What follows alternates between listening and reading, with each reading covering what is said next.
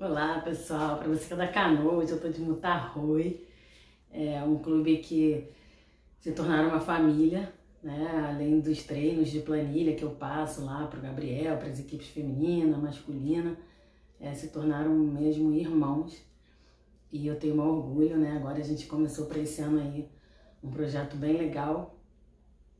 A primeira prova foi a Volta de Ilhabela, depois tem Santo Amaro, e enfim, e aí a gente vai fazer um bom trabalho aí de planilhas e tudo, de planejamento de treino. Guardem seu nome, fiquem de olho nesse clube, que a galera vai longe, estão remando super bem. Agora é só dar continuidade nos treinos, fazer ajustes e vamos que vamos. Então, hoje eu vou conversar com vocês sobre por que ser um profissional de educação física para dar aula, né, de VAA, ou porque cada clube deve ter pelo menos um profissional de educação física responsável pelo planejamento de treino dentro dos clubes. Também não adianta, cara, ser só um remador do clube e ser profissional de educação física, não é isso. Tem que ter um profissional, pelo menos, que seja responsável pelas decisões, pelo planejamento do treino. E por que isso? Eu falei no vídeo anterior, né, as qualidades que eu acredito que um treinador deva ter, né, um instrutor, para dar aula de VAA. E, como eu disse, aquelas características não são obrigatoriamente só encontradas em profissionais de educação física. Às vezes a gente tem até alguns profissionais que pecam em uma ou outra, e esse é mais um dos motivos que eu estou fazendo um curso, né, de VAA exclusivo para profissionais de educação física, para lapidar, para olhar, ó, aqui você está falhando ali e tal, e a gente fazer uma formação mais abrangente também para grupos especiais, com deficientes, com pessoas com diabetes, hipertensão, tudo isso, que só um profissional de educação física também pode lidar com esse tipo de pessoas, com esses tipos de dificuldades, né, de necessidades especiais, que não seja deficiência física, mas tem níveis de diabetes, tem níveis, né, de diabetes, tem níveis de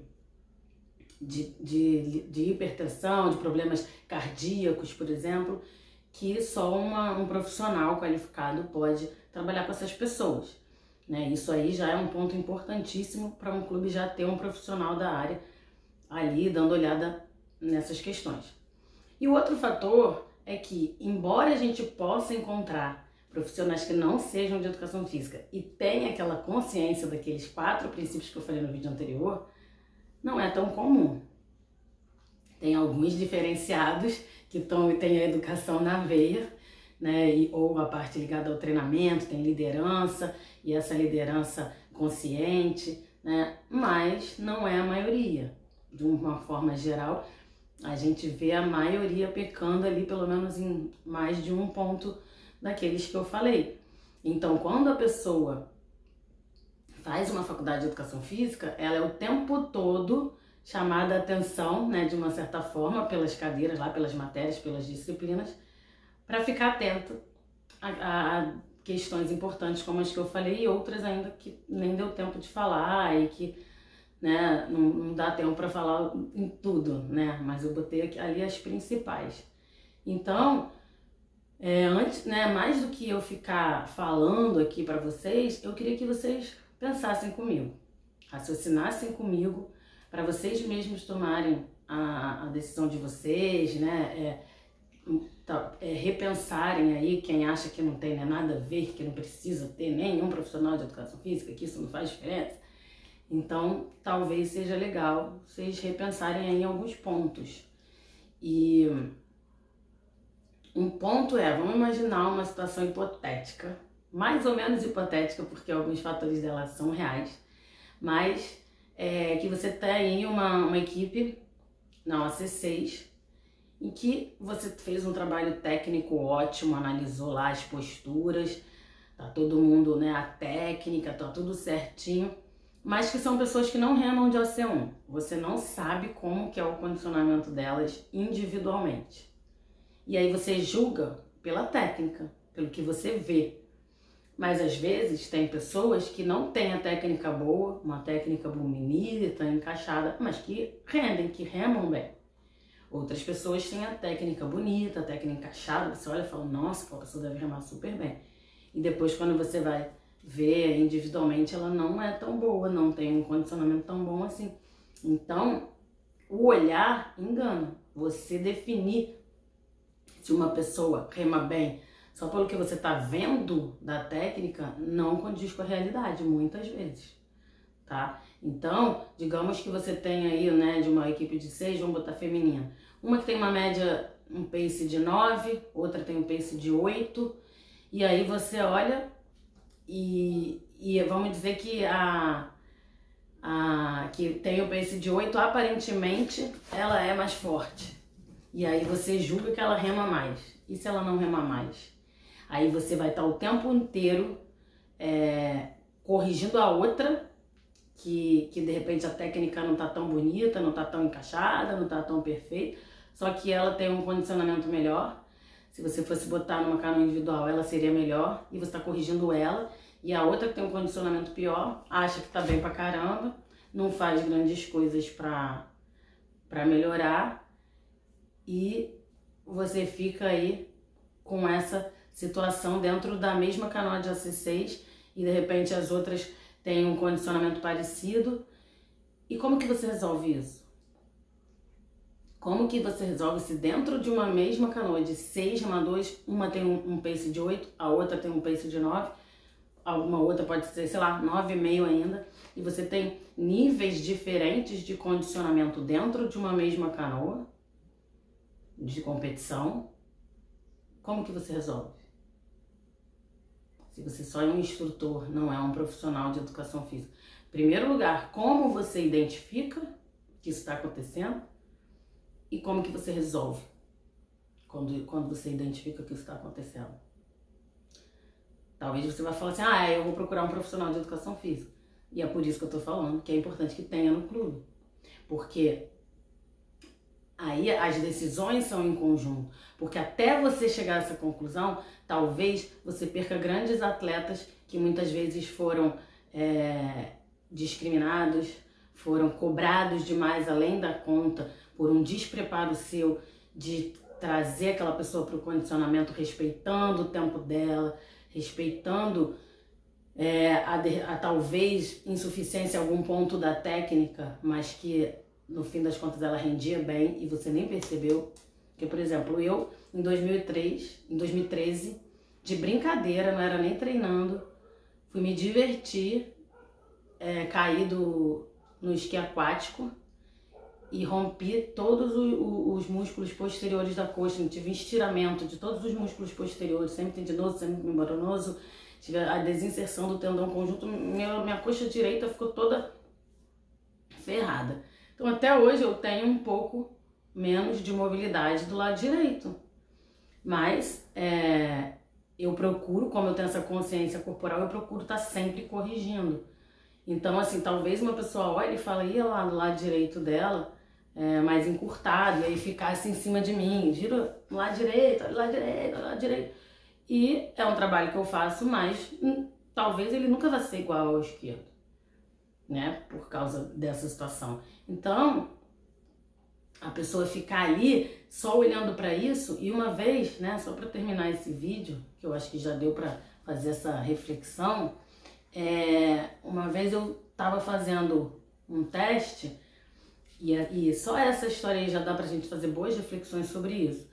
Eu me incomodava muito que no início, quando eu entrei na canoa, mais de 10 anos atrás, todo mundo só se preocupava com a técnica, e bater na boia e voltar era o treino. Corrigir a técnica, que cada um dizia uma e não tinha uma razão, era simplesmente, ouvia falar, a gente não tinha tantas informações dos taitianos, dos havaianos, então a pessoa ouvia falar e ficava aquela briga de técnica e ninguém fazia uma análise.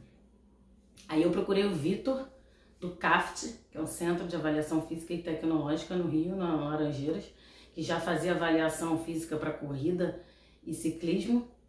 E eu falei, pô, Vitor, vamos fazer um protocolo de teste para canoa, né? Tanta discussão em termos de técnica, qual que é melhor, o que rende, o que não rende. Vamos fazer uns testes, depois a gente avalia esses testes, faz uma análise da biomecânica e tudo. E a gente começou a fazer isso. Ele Ele conseguiu um colete em que a gente conseguia ver toda a força, né, exercida do tronco durante a remada. A gente conseguia isolar o quadril, isolar o ombro, fazer uma análise em 3D da remada com um avatar passando na tela o tempo todo mostrando pra gente aonde que estava tendo mais recrutamento de fibras, de força e tal.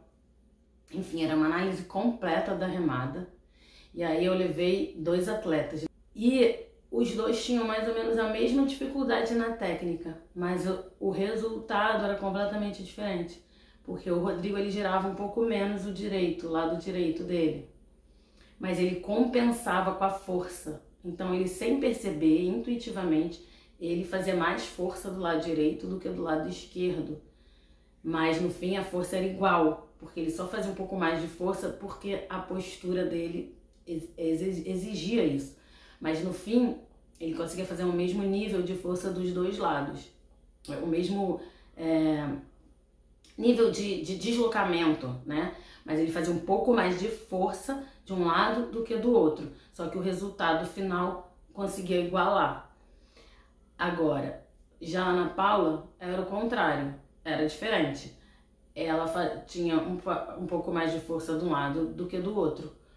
Tanto de acordo, ela girava mais para um lado que para o outro, e o lado que ela girava menos, ela tinha menos força.